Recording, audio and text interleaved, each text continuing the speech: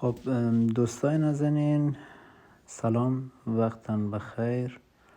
امید که جور و صحتمند باشین. امروز در خدمت شما هستیم با معرفی یک برنامه بسیار خوب و دوست داشتنی و جالب و کاربردی که به نظر شخص خود من بسیار بسیار یک ایده عالی، یک برنامه عالی است و مطمئنا خیلی از دوستای برنامه رو میشناسن، با این برنامه آشنایی دارن و کار میکنن. ولی خب از جایی که برنامه نوه، یک تعداد از هموطنهای ما نمیشناسه و یکی فقط خواستیم معرفی کنیم برای از دوستانی که نمیشناسه، چون به نظر شخص خود من یک ایده بسیار عالی، بسیار خوب، چرا که برای پیشرفت مملکت خوبه و به نظر من برای آسایش مردم.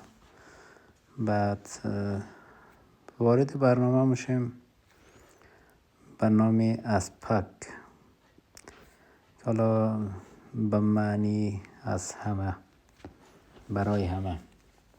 خب این برنامه تقریبا یعنی دقیقا شبیه به برنامه دیواری که در ایران مردم استفاده میکنن یا برنامه ایبی کلاینانزایگر که مثلا در آلمان مردم استفاده میکنن. اما تو یک برنامه طراحی شده. به نظر من بسیار یک چیزی خوبی است، مخصوصا برای مملکت ما، که مردم حالا با داشتن از این برنامه میتونن که بر راحتی جنس های دستوم خود در این برنامه قرار بدن، بفروشن چیزی را که نیاز نداشته باشن، قابل فروش باشه، یا جنس های نو خود همچنین بتونن بفروشن، و یا اینکه چیزهایی که مورد نیازشان است خریداری بکنن. و دوستان خوب کار کردن روی این برنامه.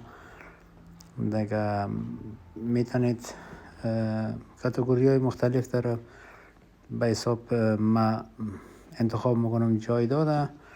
بعد میایم اینجا در قسمت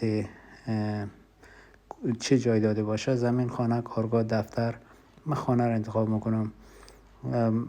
به حساب زده همه گروی کرایی یا فروشی، من فروشی رو انتخاب میکنم، برای من میارم.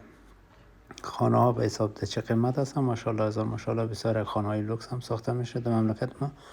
و دیگه موقعیت چه میتونین انتخاب کنین که ناله به حساب میتونین در ایراد، بلخ، کابل، ایراد و در تمام ولایت های افغانستان میتونین انتخاب کنید. و همینطور خوبی هم که داره، میتونید تمام ناحیه ها و منطقه هایی را که بخواین نظر شما باشه انتخاب کنید.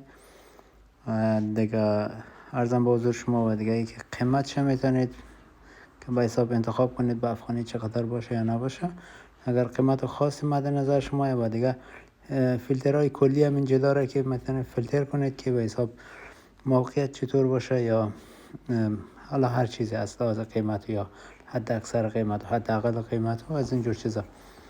مگرم در کل به نظر شخص من بسیار یک برنامه فوق العاده ای، حتی برای دوستانی که در وطن زندگی میکنن و خیلی ها هستن که ایده های خوبی دارن یا به حساب کدام تولیداتی دارن شخصی و توان نظیر ندارن که به حساب یک دکان بخرن یا اجاره کنن، دیگه یا شرایطش ندارن، موقعیتش خوب نیست.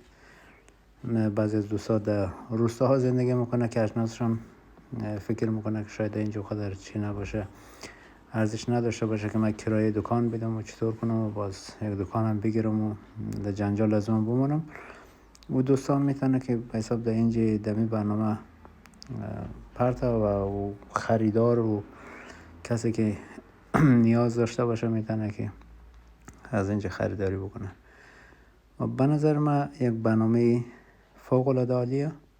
این کدام تبلیغات نیست، من کدام آیدی از این ندارم، کدام هیچ سود و مفادی بر من نداره، زیان بر من نداره. مقصد تنها چیزی که من از دیدن از این برنامه بسیار خوشحال شدم و تشکر میکنم از دستندرکارانی که ایره تهیه کردن.